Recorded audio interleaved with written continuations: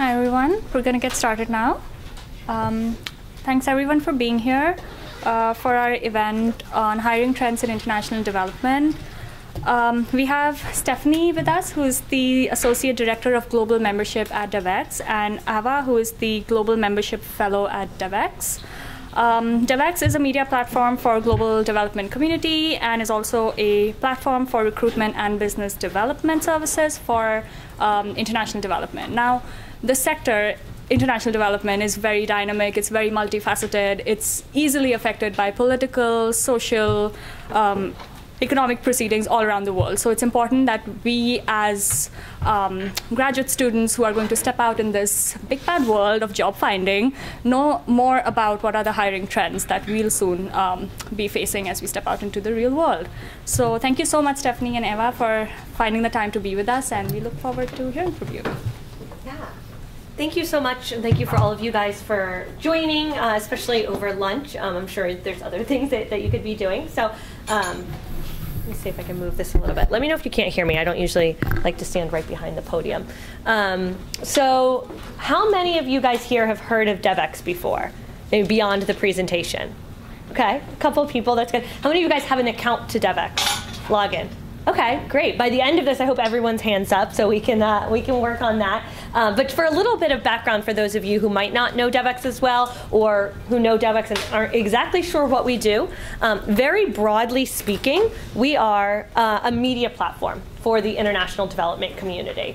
So we work with organizations and individuals around the world to help them get the information they need to do work in international development. So for you guys, it could be really interesting to check out. We've got an editorial team, we've got freelancers around the world that's covering not just what's happening, but how it relates to this industry. So you might see on another news source that there's been, a big earthquake. But on Devex, it's going to be practical. How do companies get aid to that region affected by the earthquake? So that's a big part of it. The other part of what we do, and probably what a lot of you guys in here know us as, is we're also the largest job board for the international development community. So those of you who are looking for jobs, which I'm assuming is many of you since you're here, this is a great resource to be able to see who's recruiting. My role specifically, as was mentioned, I'm the Associate Director of Membership. So we work with over 1,000 organizations around the world to help them find staff for their open positions. So hopefully find you guys for their open positions. So what I'd like to do today, I want to share some of the insights that I get from working with the recruiters, kind of the tips on what are the skills that are really in demand, what they're looking for. I can share some of the pet peeves I hear from recruiters on things that that you should avoid, and also happy to answer any questions that you have. So with that, I guess let me jump in. So let me start talking a little bit about the employment landscape. Whenever anyone asks me, okay, where are the jobs in international development? I always say, follow the money. If you have a sense on where where the funding is going, it's a pretty good indicator that the jobs are going to be following. So right now, some of the areas that we see are really in demand, some of the hot sectors and regions.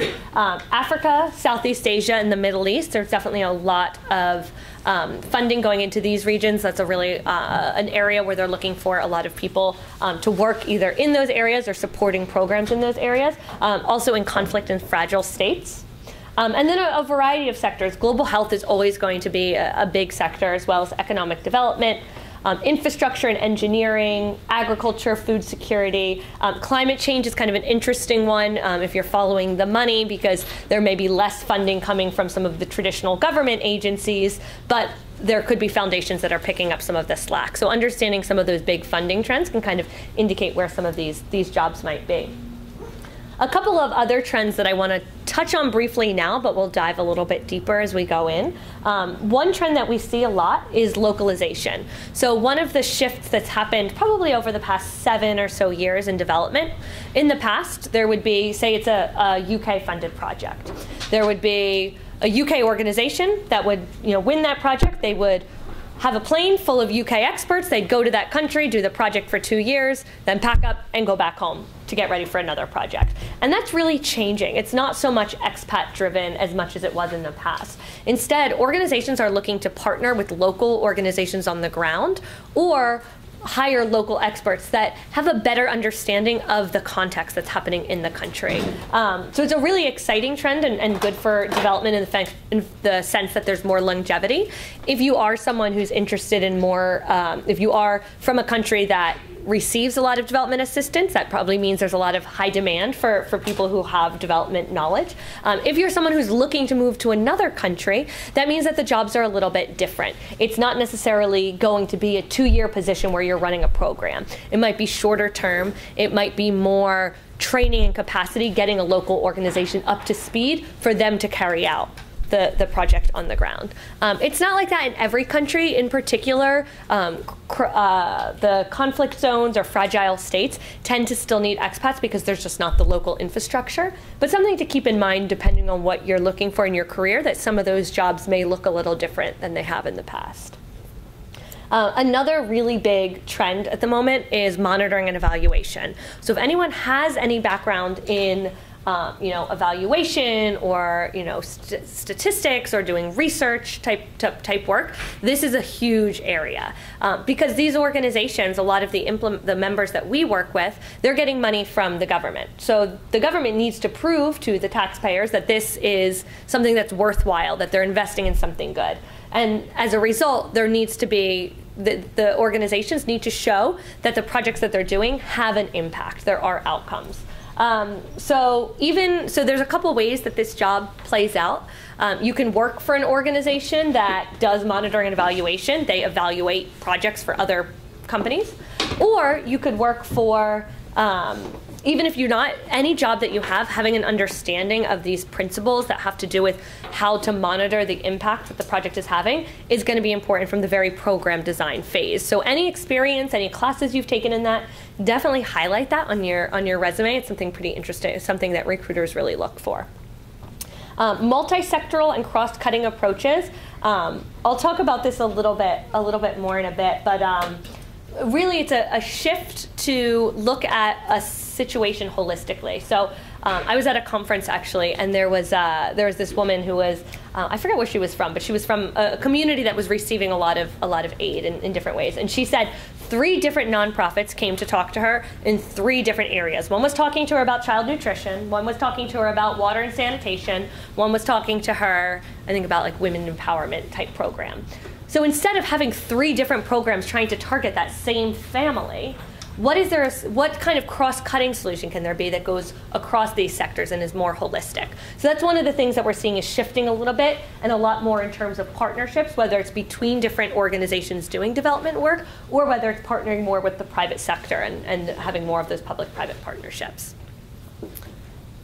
So if anyone has any questions, you can feel free to raise your hand, jump in. I want to take a step back and talk a little bit about what the landscape looks like in terms of who are the employers in development. So I had mentioned a little bit before, Devex works with over 1,000 organizations around the world. A lot of our members fall into this first category. These are the consulting firms or the implementing NGOs, or non-government organizations. So these are the groups that a lot of them are in DC, maybe some of you have interned for them. They're receiving international development funding, whether it's from different foundations or whether it's from different development agencies, like in the US Agency for International Development, the World Bank, so on. They get the projects, then they go and implement these projects throughout the world. That's kind of the main place a lot of people think. But that's by no means the only types of organizations that exist in development. The donor agencies and the international financial institutions. We've got a lot of them in DC, so it's a great place to make some of those connections. So USAID, World Bank, IMF, Inter-American Development Bank, I could go on and on. But that's another place that you could be looking at as a potential place of employment. Beyond that, advocacy NGOs, they're not a group that we work with as much on Devex, but they're still a really important part of this ecosystem in terms of influencing policy and more of the communications work around some of these issues that we're working on. Private foundations and corporations, I think this is a pretty interesting place to kind of focus on and to look at in development. The thing that's different about the corporations or the private foundations is they tend to be less risk adverse. So whereas a donor agency, as I mentioned, they need to invest in these tried and true practices because at the end of the day, they're accountable back to taxpayers or member organizations. Private foundations and corporations don't have that. So these are the ones that you're seeing maybe investing in more cutting edge technology or innovative approaches that maybe seem too risky for the traditional donor agencies. So if you're interested in kind of that innovation space, maybe look for organizations that are either private foundations and corporations or are funded by those groups. Suppliers, so think the groups if they're supplying computers for a school or malaria nets for a health program, kind of the tangible goods. Think tanks and institutions, again, informing a lot of the research that goes into the work that we do in development. And then finally, kind of emerging onto the scenes is the high-tech and social enterprise, these groups that were founded to make a profit, but also have their business models ingrained in doing good. Any questions so far? Want to briefly also go over the types of jobs, just to provide some context. The two that I bolded at the top, the technical experts and the program management. This is what we see a lot of people when they say they're interested in development are interested in going to one of these areas. So technical expert, think you've worked on malaria for 15 years in West Africa, or something like that. Very specific area, specific region, specific area, sector that you're working in. The problem with technical expert is that it's not an entry-level role. So how do people become technical experts? A lot of people we see going through this program management route. These tend to be more entry or mid-level positions where you're working to support a program in a particular sector. Maybe you're supporting the program, doing some backstopping, helping run things from the home office. Maybe you get an opportunity to visit the project for a couple weeks and come back. Then maybe you work on another project in the same sector and supporting that. And as you kind of go through this, you'll get to the point where you build up that technical expertise yourself. So we often see those kind of going together in that way. But again, there's a lot of other jobs that exist in international development beyond doing the program management or being the technical expert. Research is one that obviously a lot of organizations are looking for. One thing, and I don't have any data to back this up, but one thing I've just happened to notice, a lot of the research jobs seem to be either more entry level or more senior level. There's not a ton of mid-level research, so just something to keep in mind if you're interested in that. Fundraising and business development, I think, is a really great way to get your foot in the door if you're interested in working in development. So these are the people that are getting the money to be able to do these groups. So it's critical for all of these organizations. And with business development, I think one of the really interesting parts is that you're able to see how an organization functions from the very program design level. So you're seeing, what do we need to do to win this funding? How are these programs set up? What experts do we need to hire to get this funding? So it's a good stepping stone to learn what's happening at the program design. There do tend to be more entry, mid-level positions all the way up to senior. So there's a lot of levels in business development.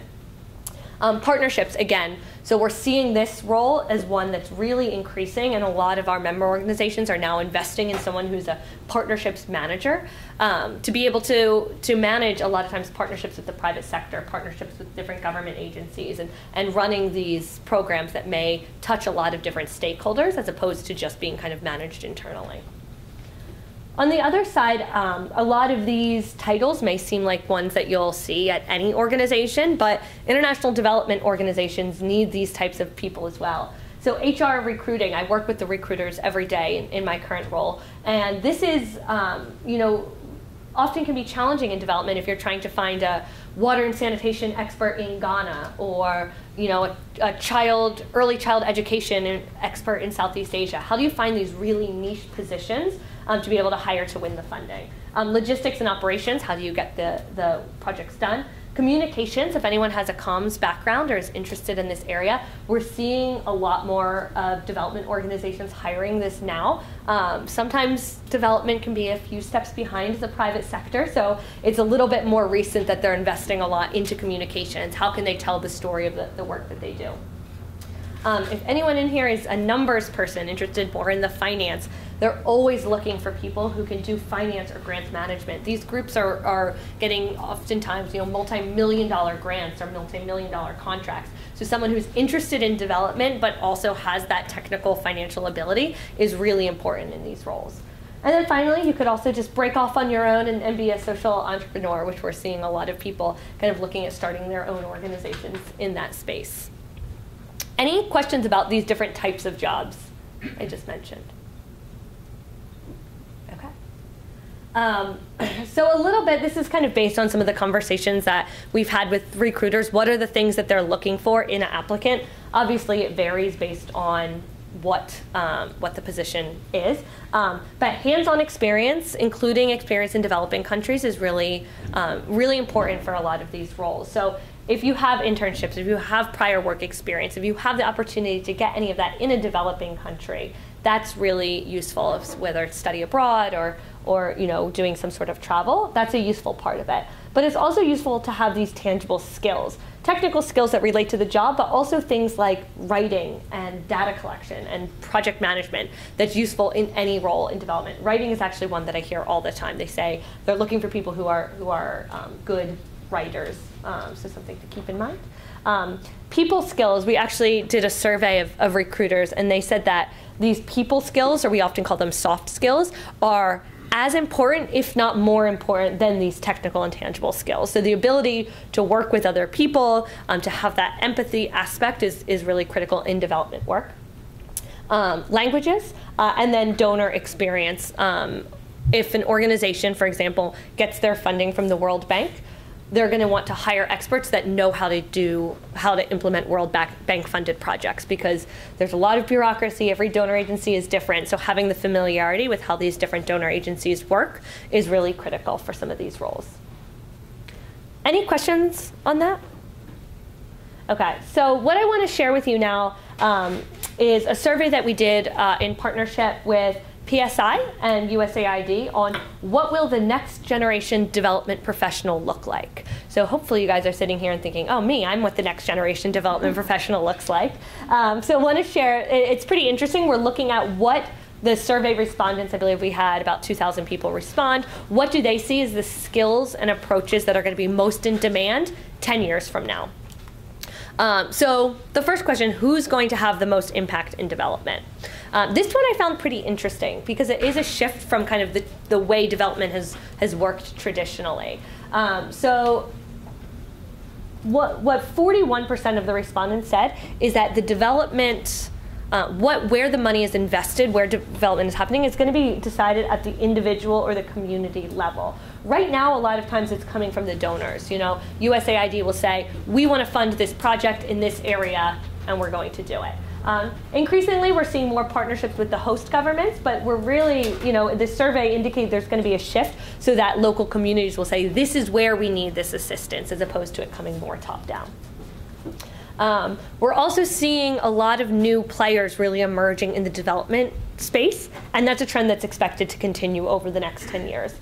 So high-tech firms and social impact investors, 82% said that they're going to have more of a role in development than they do today, and that's followed closely by corporations. So as I mentioned, these organizations are becoming more and more involved in development.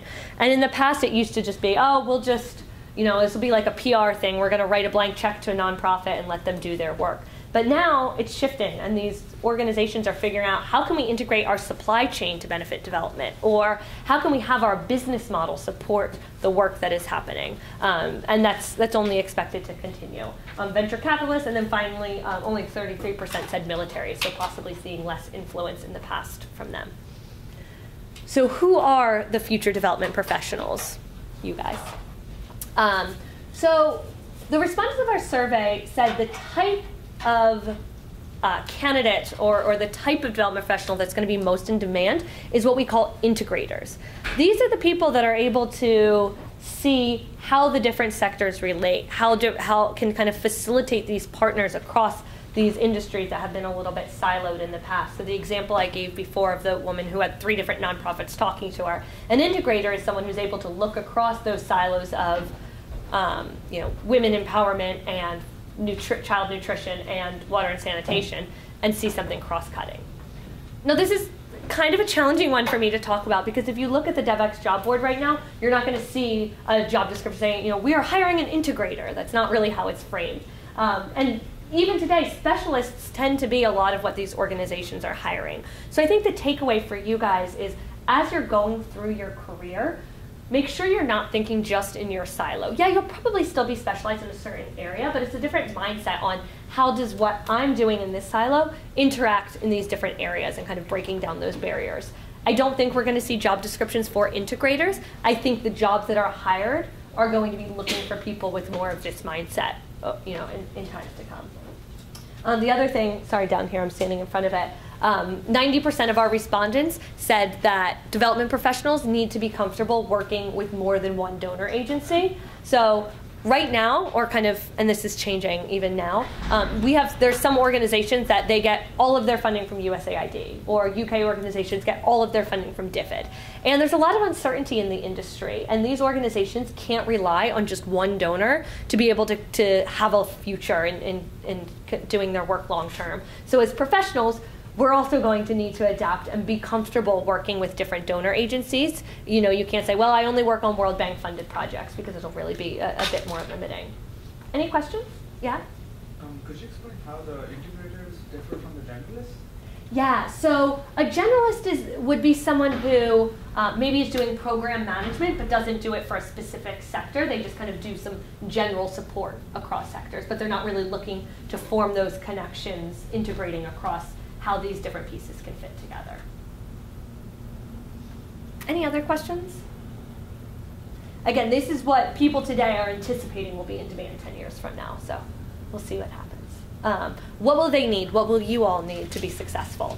So 84% of respondents believe that the technology, the skills, the approaches are going to be vastly different from the way that development happens today. And this is a good sign. As I said, sometimes development can be a little bit slower to pick up on some of these things. So the fact that 84% see more innovation coming into the space is really encouraging. So this is a big slide with a lot of information, and I'll be sending this PowerPoint to all of you guys so you can look through it more. I just want to point out a couple of things that I thought was pretty interesting about the approaches that development professionals will need to take to continue to be successful. The number one thing that came out of this question was sustainability. So in the past, sustainability has been kind of seen as its own thing. Like, oh, that person works on sustainability, I work on something different. And that's really changing. You can't just silo sustainability anymore. Every project needs to be thinking about sustainability, have those types of principles incorporated in some way. Also looking at capacity building and community-based approaches. As I was saying before, a lot more of development is going to be happening at the local community level. So for those of you who are interested in having an international career, that role is going to be shifting a bit more to capacity building, to kind of maybe launching a project and getting it off the ground, but not staying the entire length, and it'll be more run by a local organization or a local expert. Innovation, you know, as I mentioned before, going to be continuing to be cutting edge innovation, looking more at public-private partnerships, and then also mobile technology was seen as one of the approaches that are really going to change. Again, I'll send this out to you guys so you can look through it in more detail. But does anyone have any questions? A little bit more about the training that our survey respondents said would be helpful to be successful. Training in data and evidence-based programming, that goes hand in hand with what I was talking about with monitoring and evaluation. Multidisciplinary approaches, impact evaluation, new methods of financing, and innovation. Also, 79% of our respondents said that you'll need a graduate degree to be successful in development, which I think is a good news for a lot of you here who are pursuing a graduate degree. Great job. If anyone is undergrad here, something to continue, or to consider. Oh, do I have to point it this way? Yes. So soft skills. I'd mentioned this before. Our survey respondents said that soft skills, oh, I don't have the stat up here, but something like 79% said that soft skills are as important, if not more important, than the technical skills. So some of the top soft skills that we saw, one is flexibility and adaptability. If any of you guys have maybe done an internship or worked at a development organization before, you'll realize that nothing ever goes exactly as you plan. There's always something that comes up that was a little unexpected. So you have to be able to be flexible and adapt to these new variables that are coming up. And I think really related to that is implementation and execution ability. You have to be able to get the project done. It's one thing to have a great program design and it looks really great, but can you translate that into real action? Can you have work be done from that? Ability to work in teams, I would actually add ability to work in cross-cultural teams. My own team at Devex, we're now across 3 different continents. So this is becoming more and more common. You have to be able to work, maybe you're doing calls at Skype and adapting to the different time zones and adapting to the different cultures that are often happening in these teams. Resourcefulness, which kind of goes along with the other ones, getting things done. And then finally, empathy. There's a reason why you guys are here and you're not looking to go into, I don't know, banking or something like that. You're interested in working in development because you're interested in that do good aspect. I mean, Devex's motto, do good, do it well. And I think that's a lot of what draws people to development, and that's an important cultural fit that recruiters are looking for. A little bit on languages. In our survey, 65% of respondents believe that Arabic is going to be more important 10 years from now than it is today. 75% believe that English is going to be more important than it is today. And then 72% of our respondents believe that you're going to need to be fluent in at least 2 languages to be successful in development. Which language if you already speak 2 languages, that's great. You've checked this box. If you're looking at different languages, it's not that, okay, everyone should learn English and Chinese necessarily. It depends where you're looking to work. So if you're interested in working in South America, Spanish is obviously the better choice. If you're interested in working in West Africa, you should be looking at French. So definitely take that into consideration on what those 2 languages should be. But here are some of the ones kind of ranked in importance based on our survey. Any questions? So that kind of wraps up the part about kind of the survey results, some of the big picture trends. Does anyone have any questions about the trends before I jump in? I know I always put this slide up and the people are like, no, tell me how to get the job. I don't want to ask any questions. So if you do have questions, you can ask me at the end. So finding and getting the job. I always like to start with a little bit of reality check. I know a lot of you guys are getting your grad degree, so this may or may not apply. But if you are starting out in development, I do like to be transparent that a lot of the jobs, the entry-level jobs, are very administrative in nature. You're not going to get your first job leading a program in the field. That's just not really how the industry works. So my recommendation, if you are starting out in a career, look for an organization that you really identify with their mission. You're excited about the work that they do. Because you're going to be doing something fairly administrative in any job that you're in. But if you really identify with the mission, if you're excited about the organization, that as you get more opportunities to growth, maybe there's a project you can help out here, or you're able to assist a team on something else.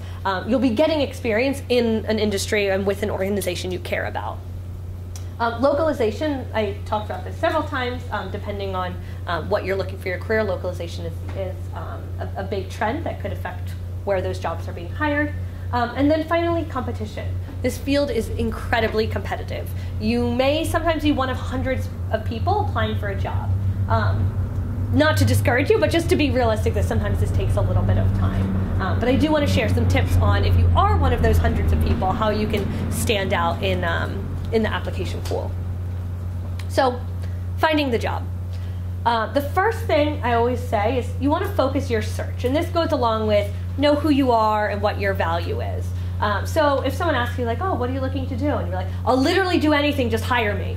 Okay, that might be true, but it's not really helpful. If instead you say, yeah, I've taken, I'm really interested in working in development in West Africa, and I've taken some classes interested in monitoring and evaluation. You might say, oh, I know someone who does that. Let me introduce you. So having just a broad idea, you want to be flexible, but having ideas, there's a certain sector that you're more interested in, a certain region that you're more interested in, and kind of knowing how your skills fit into that will help make your search a little bit more focused. You also want to take the time to tailor each resume and CV. A side note, in development, we typically say CV. I don't mean like a academic CV. I mean more resume. You can use that term interchangeably. And typically in development, the one-page rule doesn't stick. You shouldn't have a 20-page resume, but if it's 3-4 pages, that's fine. Recruiters want to see really the depth of your experience. But you do want to take the time to tailor each resume. I can give a little bit of an example from my very first internship in international development. I was a sophomore in undergrad. I didn't really know much about development, and it was my job to recruit for agronomists with 20 years of work experience. I didn't even know what an agronomist was. And it was my job. I had to get the CVs, and I had to put one pile that would go on my boss's desk and the other pile in the trash. The reason I'm telling you this is not to scare you, but to let you know that the person reading your CV in the first round may not have any idea what you do and may not be the final decision maker. So you want to make it as clear as possible that you meet the qualifications. And that's why it's so important to tailor your CV. So go through and see what are each qualifications they're looking for, and make sure in your resume you show clearly how you match that. If you match it, obviously. I'm not saying lie on your CV. You also want to learn the language and translate your CV. I don't just mean translate your CV into French if you're applying for a job in France. You want to make sure you're using the words that resonate with international development recruiters. An example I can give, if you're applying for a job with in the private sector, they're often going to use the word clients. But if you're applying for a job with a nonprofit, they're going to be using the word beneficiaries. So make sure you're using the right words that resonate with development recruiters to make it clear that you understand the industry, you understand the work that they do. Be strategic about keywords. That fits right along with it. What are the keywords that recruiters are going to be looking for? Does anyone know the average time a recruiter spends looking at a CV? 30 seconds. 6 seconds is the average time. So you want to really be able to jump out and show how you meet it. So the big way to do that is focus on keywords. What I recommend, look at the job description, see the language that they're using, and mirror that language. It goes along with, learn the language. Mirror that language in your CV. Use the same types of terms that they're talking about and frame your experience in that way. I'm not saying copy and paste the job description into your resume. I've actually had a recruiter tell me he's seen that before. So don't do that. But mirror the language and kind of try to frame your experience in the terms that they're using, and that'll help when they're scanning 6 seconds to be able to say, okay, I can see, boom, boom, boom, they match. We'll take another look at this candidate. You also want to take advantage of referral programs if an organization has them. Reach out if you know someone that works in an organization and see if if they're willing to pass your resume along to a recruiter. If a recruiter's only looking for 6 seconds, anything you can do to get that second look is really helpful. A lot of times these organizations also will have incentives. If an employee refers someone who's hired, they'll get a bonus. So a lot of times you'll find people are pretty willing to refer. So it always is worth asking. Apply to jobs online, so Devex, and utilize your network. So on Devex, I can really only speak specifically for Devex, but the organizations we work with, they're paying to post the jobs on Devex. So it's not a case where they're just putting a job up on the site, but they already have someone internally they want to put in the role. They're actually investing money to try to find a candidate. So it's definitely worthwhile if you see a job to apply for it. But you also want to utilize your network. If you have someone who's able to pass along your resume, it's always going to be a stronger connection than if you're just applying anonymously online. Apply to jobs for which you're only truly qualified. This is a question that I get a lot. People will be like, I saw this job on Devex, but the list of qualifications is a mile long. There's no way there's anyone who meets every single one of them. And you're probably right. A lot of times recruiters are using this list of qualifications as kind of a wish list. They would love to find someone that matched everything, but they would be willing to, settle if there was someone who matched, fewer than all of them. So I say use the 80% rule. If you meet at least 80% of the qualifications, it's probably worth applying to. If you meet less than 80%, it's probably not the best fit, and it's not worth your time to go through and tailor your CV. There's probably someone else who does meet 80%. A couple of caveats, there are certain things that even if you meet every other qualification, a recruiter can't budge on. So for example, citizenship is often one of these. I know if you're interested in working on an EU-funded project, you have to be a European citizen. And even if you match everything else, their hands are tied. So keep some of those things in mind as well. Localize your resume. So if you are applying for jobs in other countries, just be aware of the local norms. So for example, a lot of times in Europe, people will put their photo on their resume. You don't want to put your photo on your resume in the US. So just kind of be aware of any local norms. We do have CV templates on Devex that you can see if you ever have any questions about that. And finally, my pro tip here at the bottom, don't be a serial applicant. Believe it or not, recruiters are terrible gossips, and you don't want them to get to know you for the wrong reason. So don't just go through, if there's an organization that you want to work for, don't apply for every job from intern up to CEO.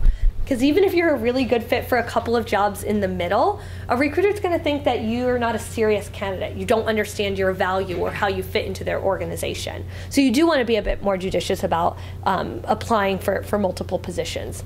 If there is an organization where there's multiple jobs there that you think are, honestly a good fit, my recommendation is reach out to the recruiter and say, hey, I'm interested in these 2 positions. I'd love to have a conversation about my background to figure out which one you think I'd be a better fit for. Recruiters are busy. It's possible that they don't get back to you. But at least then if you do apply to both of those positions, it may jog something in their mind that, oh, I remember that candidate reached out to me. They are a serious applicant. So that's just one tip that I like to share. Any questions about these? How are we doing on time? Okay, great. So my last slide, again, this is very text heavy. I'll send this around. I'm not going to read through every one for you. But a couple of things that I want to point out. Tips for breaking in, research the key employers in the field. With the membership through Devex, you're able to have access to our to our organization's database.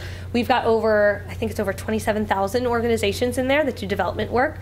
So look at who's working in the sectors you're interested in, who's got projects in the countries that you're interested in working in, and start to put together a list of who's working in that field, and even reaching out to them for informational interviews. On informational interviews, I think it's a great way to get more insight into an organization if you'd like to work there. I have heard from recruiters, one of their biggest pet peeves, don't go into an informational interview and say, yeah, actually, I don't have any questions, I just want you to hire me. Make sure if you are getting an informational interview that you've got questions that you actually want to learn something for it. You're not just using that as a guise to try to get a job. Although that could happen from it, but don't have that be the main purpose. Use social networking. I'm not sure what to do. I'm just going to click cancel. Use social networking platforms. Obviously, I'm biased. I'm going to say like Devex, but there's other ones out there as well. LinkedIn is another great resource to see people who are in positions that you're interested in. Reach out to them. How many of you have Devex profiles right now? Okay. A couple people, that's great. So with Devex, maybe it's a good time to mention it, you can create a free profile on our site. Because of the partnership that we have with SAIS, you guys actually get premium profiles, which when recruiters are looking for candidates, you kind of stand out. So it's a great resource to be able to put a little bit more information about yourself when you're looking for jobs. But that's an aside. Another thing I think is really useful, start looking at jobs a few steps ahead of where you are now. So what do you want to do 5 years from now or 10 years from now? Look at those jobs on the job board and see what the list of qualifications are. Are you on track to get those qualifications? If not, what can you be doing in the next 5 years so that when you get to that point, you are qualified for those jobs? And then finally, coming full circle, be familiar with the donor cycles and the proposal process. As I said in the beginning, if you have a sense for where the funding is going, how these donor agencies work, you'll be better positioned as you're searching for jobs. So with the membership with Devex, a couple of things, and then I'll open it up for questions. You guys do have access to the career resources, so definitely go on, create a profile. You also can access our career advice. So I just gave a pretty general overview of careers and development, but we have ones that are more specific on certain fields like global health or leveraging an engineering background or corporate social responsibility or humanitarian response, I think was one of them. So a whole lot of different areas more specific. And then we also have some more practical how to write your cover letter, how to write a CV, how to negotiate your salary, things like that. Organizational directory to look for potential employers. And then if, in the DC area, we also have a career fair that you could be able to attend, and that's in March. So that is the brief overview. I do want to make sure that I have time for questions for all of you guys. Anyone have any questions? Yeah. So in terms of like timelines, if we wanted to find a job for like next summer, how do different sectors work with different timelines? Yeah, so I think this is kind of challenging because it depends so much on the organization. I would probably recommend, if you're looking for a job for after graduation, to start in January. There are going to be some roles that you find that they're looking for someone immediately, and then that's not going to work out.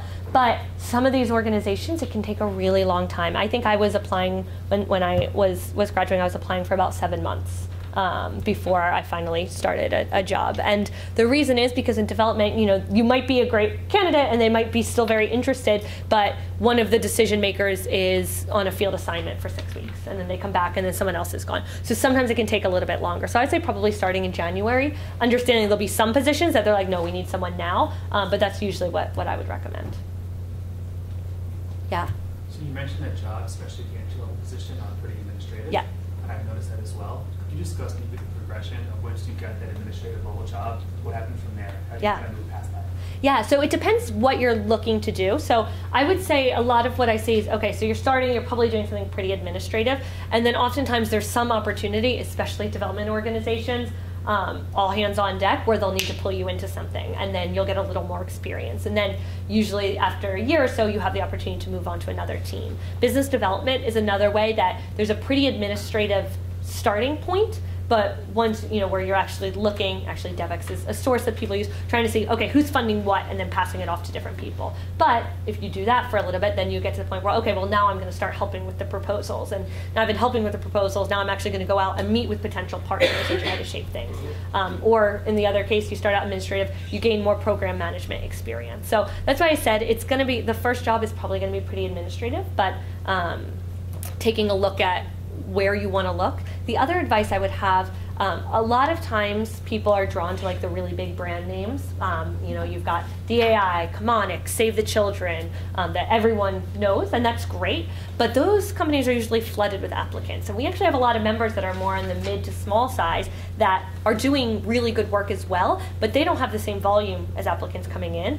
Those are the organizations, in my experience, that you're able to move up a little bit quicker, just because something will come up and they'll need someone to jump in and help. So that could be another route to look at. Don't only look at the big brand names, look at some of the smaller ones to see if they could be of interest as well. Does that help? Yeah. Could you help give some targeted advice to our foreign students? Because it's been just very, very difficult for them this last couple of years. And how can they use Devex to their advantage? Absolutely. So Devex is an international organization, and we work with employers around the world. So we are not US-centric, even though I happen to be in the US, and our office is actually right down the street from you guys. That's just our US office. We also have offices in Barcelona, we have offices in Manila, and we've got a network of correspondents around the world. So if you're looking on Devex, it's not necessarily just US-based jobs. If you're looking for a job, back in, your home country, then there's probably opportunities there. Or if you're looking for other regional opportunities. So definitely take a look. What I would usually recommend is you can set up custom alerts on our job board, and you can say, here are the countries that I'm interested in working at. Here are the different sectors I'm interested in. So when jobs pop up that meet your criteria, you're seeing those come through. Related to that, more around the trends of organizations here in the US for foreign students who want to maybe stay here in the US. What are the possibilities in terms of visa? That's exactly what I was asking. Yeah, so there are some organizations, I would say you probably have better luck looking at the donor agencies and the international financial institutions if you're looking for sponsorships. So looking at the World Bank, looking at the different development banks. A lot of the smaller organizations, a lot of the nonprofits, they just aren't able to sponsor visas. So I think a lot of times that's going to be a bit of a barrier. The donor agencies are the ones that have more of that ability to be able to sponsor if you're looking to stay specifically in the US. So the presentation was very clear on sort of trends in the longer term, especially like 10 years out, but it's kind of an unstable environment in terms of funding and potential priorities in the next, handful of years. And so are there considerations that we might need to keep in mind, for people who are graduating in the next year or two? Yeah, so this is something we spend a lot of time talking about, Devex, if you can imagine.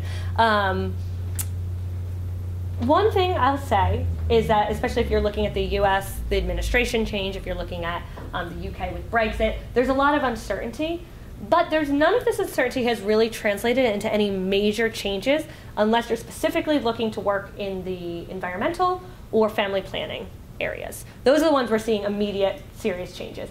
But for the rest of the sectors, we're not seeing that much change. We're not seeing that much funding decrease. It's a bit of a black box because we don't know. But for the most part, we're not seeing organizations haven't frozen. They're not stopping their hiring. The funding is still kind of guaranteed out for a certain period of time. So there is obviously concern, and it's something we're watching. But other than those specific industries, we're not seeing big changes, at least in US funding for development.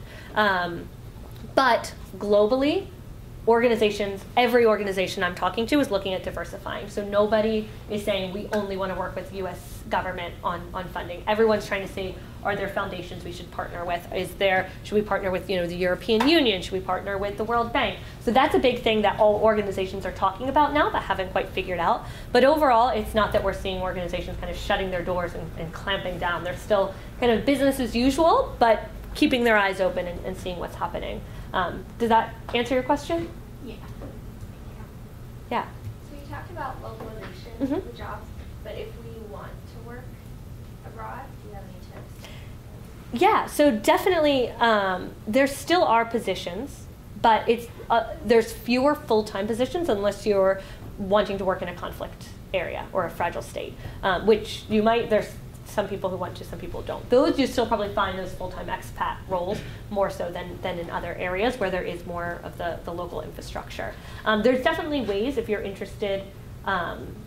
I would say probably if you haven't worked abroad before, you usually need to start off at a program office in their headquarters, and then get a role where you're able to visit the field office or the project office a couple of times. I mean, a lot of times in these different projects where it's happening, they don't want to send someone who isn't familiar with traveling to a developing country or who hasn't been to these places before, because they want to make sure that you kind of know what you're doing.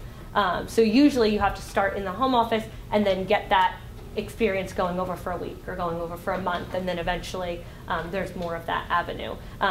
The obvious caveat to that is the Peace Corps, Peace Corps is one example. They have other international kind of volunteer abroad programs. That's an example of where you would be able to kind of, on an entry level, go and work directly in another country. But other than that, usually the positions you're starting off in the home office.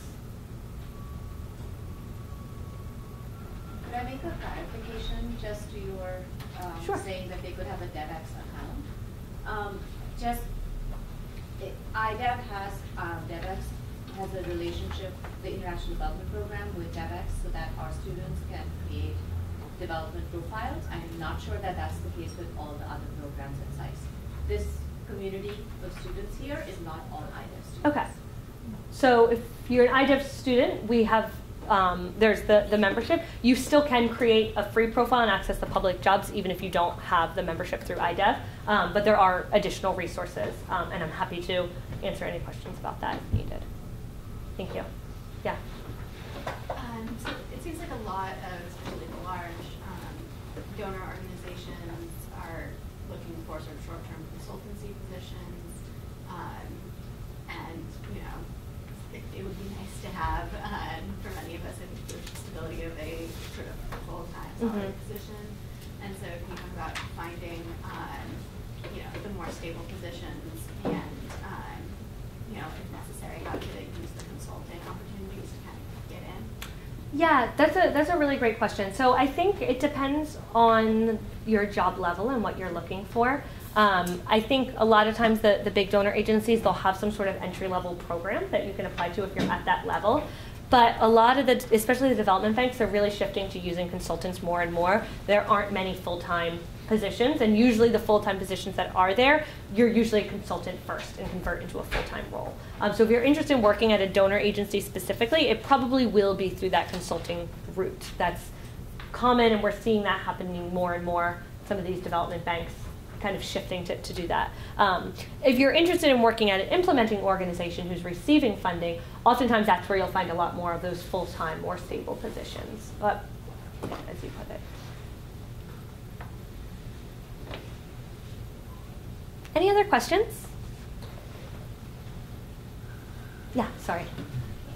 So I know in the past, a lot of people would work at a job for like, maybe their whole career or a longer period of time, but that's changing. So do you have any recommendations for how long people stay in? Yeah, it's definitely changing. And in the development industry, you see it all the time. I mean, people stay at a job for a year. So I'd say 2 years is a pretty good sweet spot. But it's not uncommon to see someone every 2 years kind of switching to a different role. It's in the industry. I mean, even from my standpoint, I'll have a recruiter that I'm working with, and now I've worked with them at like 3 different organizations because they're hopping around. If you're moving positions in a year or less than a year every single time, that's when it becomes a red flag to an employer. They're going to wonder, why can't you stay in an organization for a year? And that's probably going to be something they ask you to explain. But if you're staying in a position for 2 years, it's pretty common to be moving after that point, and definitely not a red flag for recruiters. Any other questions? Well, I'm going to be sticking around here, so you can feel free to come up, ask me any questions. I've also got my colleague Ava here. She's able to answer any questions as well. So please let us know, and thanks so much for having us here.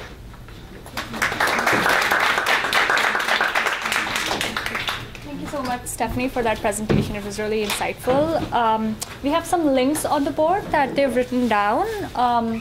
Feel free to take them down, but we'll also send them across to our people who RSVP'd and to the Development Society mailing list. So if you're not on there, find us on Facebook or we can chat later. Thank you also to the International Development Program, and especially to Ada for all your support, and for the pizza. That was courtesy IDEV. Also, just to reiterate, the Devex accounts are for second-year IDEV students only, but there are also free accounts that you can create on the platform. The last thing is that we have recorded the event, and it will be on YouTube, but the links will be distributed to the IDEV students and for the Development Society mailing list. So again, if you're not on it, let us know. We'll put you on. Thank you so much for being here.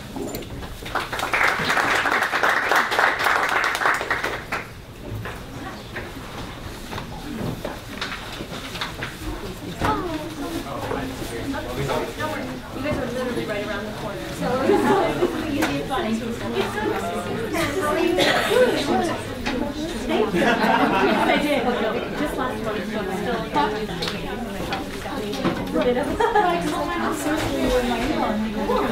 I know. I'm still adjusting. Of course,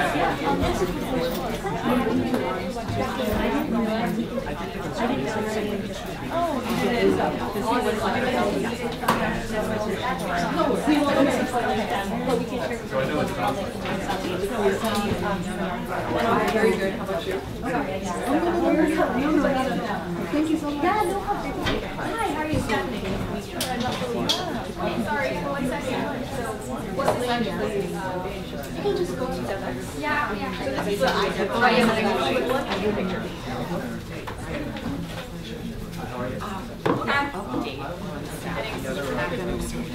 Clients last night. I had 2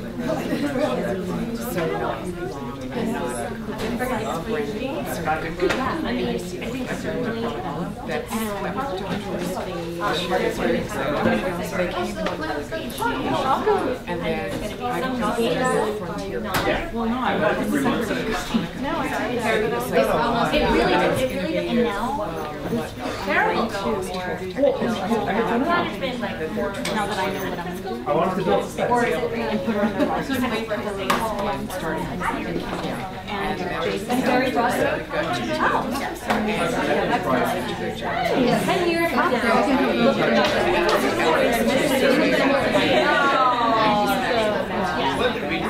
it is fabric, it's like great,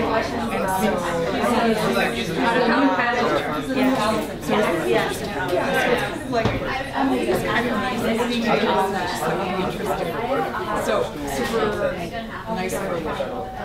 Yeah. Probably doesn't differ too much. I would say it depends. So like I was one of their family board members.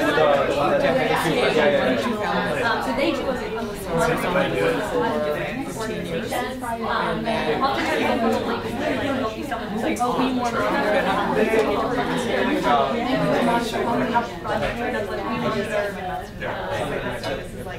whereas if you're an M&E expert within a company, you'll probably just know how to write the types of work that they're doing. I just took it for our, it depends on the size of the organization, the size of the contract, channeling.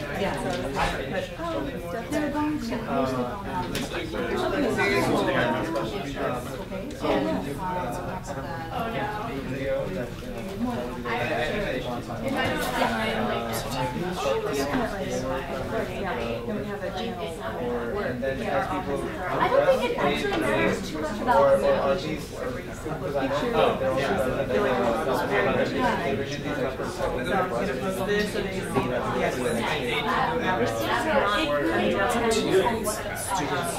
they might need different levels. They might need something here, or they might need something but it's not. It doesn't necessarily relate to nature of because the consultant roles are usually when they win funding, they hire a team of consultants to work on that project. So it's going to work hard so that really varies. I don't think it varies based on experience. Yeah, exactly. Yeah, well, good luck. Thank you. Yeah. Hi, nice to meet you. I'm Virgin. Yeah, over California. Yeah, so I have to. Yeah, okay. You are in a different place than your husband.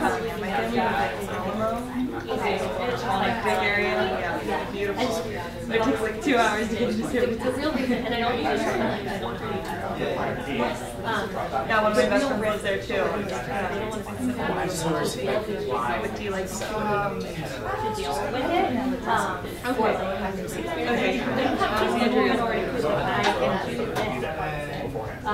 Right. So that's why.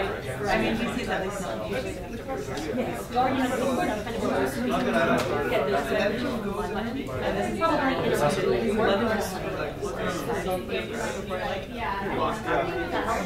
you're kind of a different case for me. So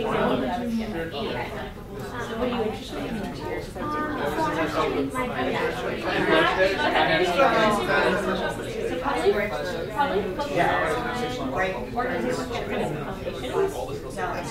environmental